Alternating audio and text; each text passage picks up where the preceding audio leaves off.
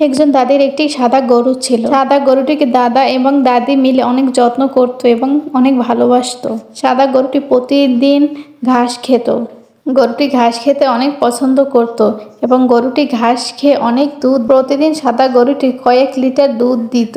সেই দুধ দাদা এবং দাদি বাজারে নিয়ে বিক্রি করত।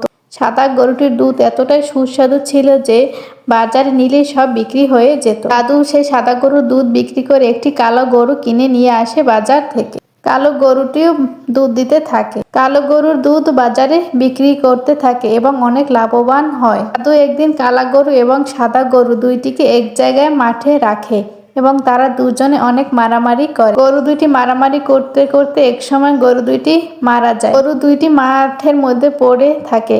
দাদু এবং দাদি তা দেখে অনেক কান্না করতে থাকে। দাদু এবং দাদুর অনেক কষ্ট, কারণ তোমরা এত সুন্দর ভিডিও দেখে কেউ লাইক অ্যান্ড সাবস্ক্রাইব করো না। প্লিজ সবাই লাইক অ্যান্ড সাবস্ক্রাইব করে পাশে থাকো।